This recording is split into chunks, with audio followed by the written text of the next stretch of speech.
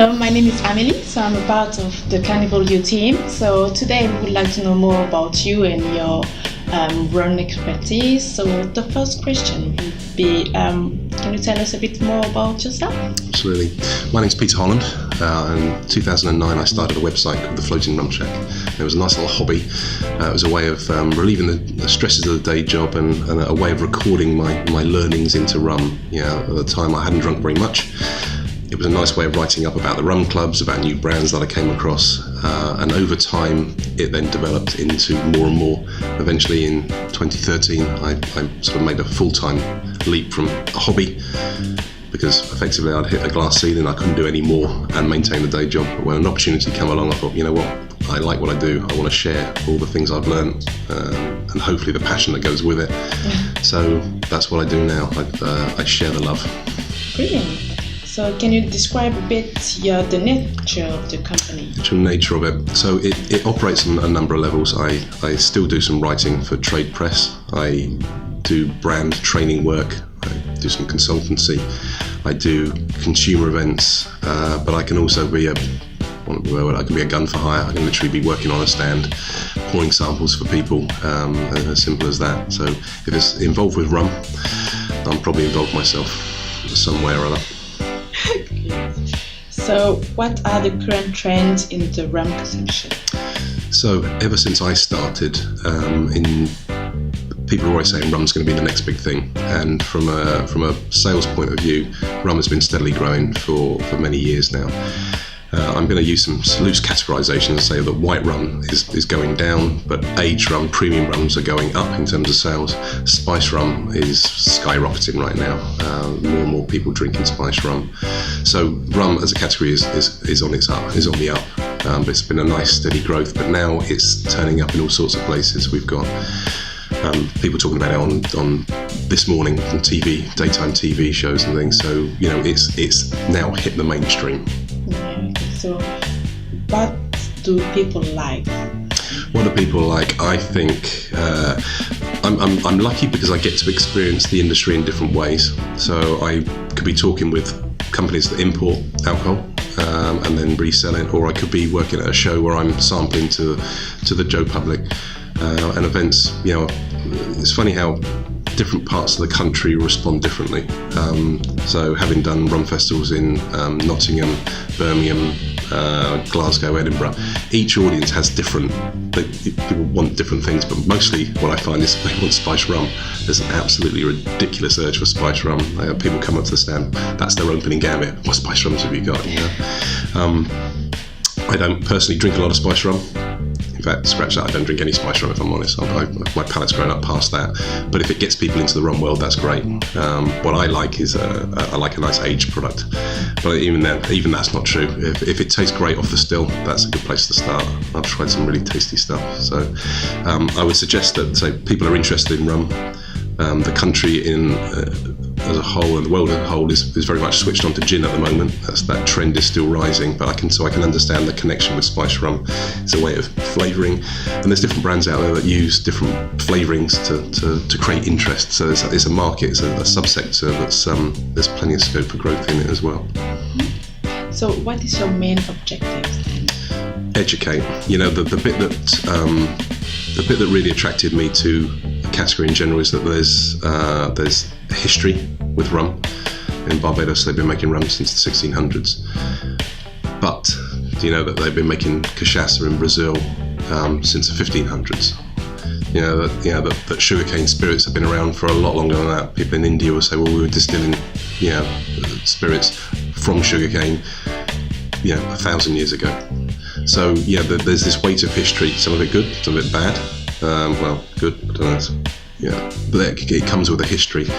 Once you start tapping into the fact that people are proud of, when I get to Barbados, people are really proud of the rum from that island. They've got a sense of pride with it. And whilst there might be some negative connections with slavery and things that we really shouldn't forget, and we should absolutely acknowledge, we can't say that rum is bad because of what happened then. We should say that there's an industry based around it. Now, I want to support the industries from places where they really benefit. If we sell more of any of these rums, that's great, because the people in these parts of the world will benefit from that. But each of these 3 rums I've got here, I mean, my personal collection is something like 500 rums. I wouldn't say they're all uniquely different. They all have a story, but each of these tastes very, very different for different reasons. So my goal is to educate as to why they taste different and to share the passion that goes with it. So, I mean, if I picked something, I'd say that the company Worthy Park, they first started making rum in 1700s, but they actually broke in the 1940s, something like that. I think it was around about then. They stopped. No, sorry, 1960s. They stopped making rum, and then they started up again just recently. Why did they stop? Well, that starts leading into the Jamaican Sugar Act. Oversupply. There was too much rum coming out of Jamaica. There's all these things. So once you start digging there, you go, hey, this is interesting. And before I know it, I've spent 4 hours up on the laptop diving into this sort of information. And and do people need to know that? But if you start to share some of that, then it will attract to somebody. That people will pick up on different ways. Nice. Okay. So what are you planning to do during the Carnival Expo? So I try and keep it simple. If people come along and really want to ask some in-depth questions, I'll answer anything. But mostly what I want to do is to take a rum and to show what makes it special and how to use it. And this is something I'm going to do more of this year than I did last year. Last year we were making cocktails. Every brand that we had a cocktail, but this year there'll probably be 2 cocktails for each, and it's going to be the primary feature. People can try it neat, absolutely. So last year we were making tea punch with rum agricole. We'll do that. But we'll find serves. So each brand tends to have a preferred serve or sort of way that it works very well. None of these are going to be overly complicated. These are things that people can do at home. If I'm wearing my commercial hat, if people are using rums in a mixed drink kind of way, they're going to drink more of it. They will use more of it. We will sell more rum in general. But it's also a means of enjoyment. But simple things. I'll demonstrate a little thing for you. So part of it is education, and part of my approach this year is to stop people talking about rum by classifying it by colour. It's a very easy thing. Rum bar gold. These people subscribe to this, and yet they have gold rum written on their label. But what does gold mean? Gold is a colour. Gold is not colour is not a flavour. I think that if you understand how it's made, you'll have an expectation of flavour. I'm using a generic supermarket brand so that it's inexpensive. It's in my glass. I'm not asking you to come out. Don't speak out loud. But mentally assign a value to that. Go in what £11.25 a bottle. How much do you think that's worth to you? Caramel is often used in the spirits world. I'll put a couple of drops of caramel into there.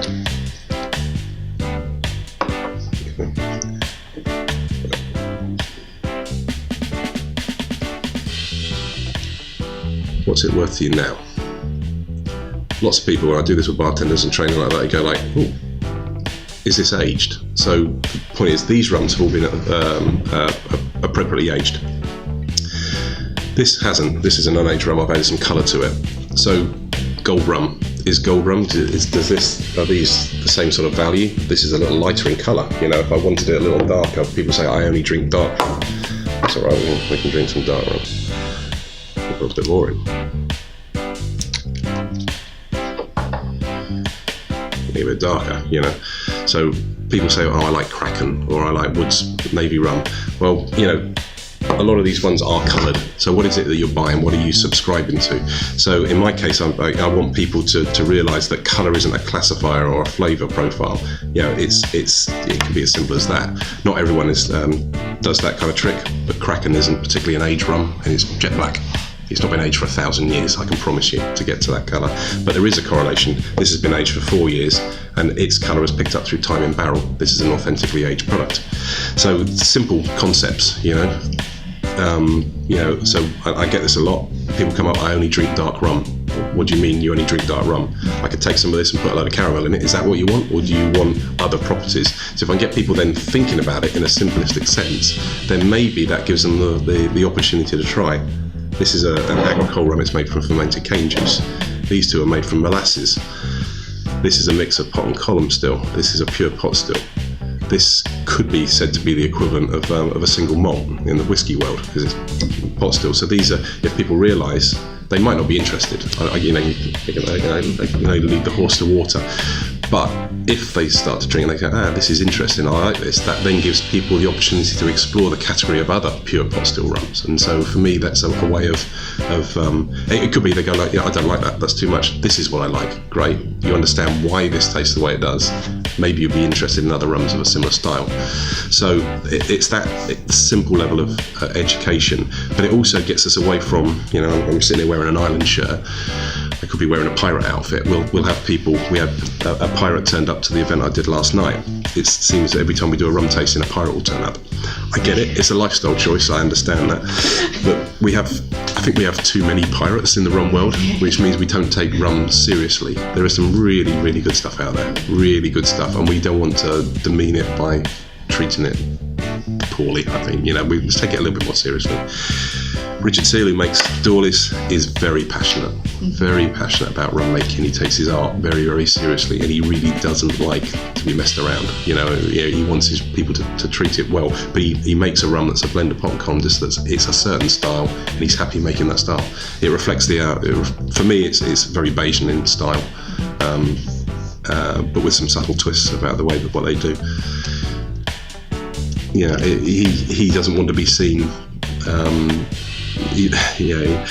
He wants people to take it seriously. Brilliant, thank you. That was very interesting, and we have more information about you now. So thank you for the demonstration and for your insights, and hope we will see you soon in the Cannibal Exploding. Cool. See you there. Thank you. Thank you.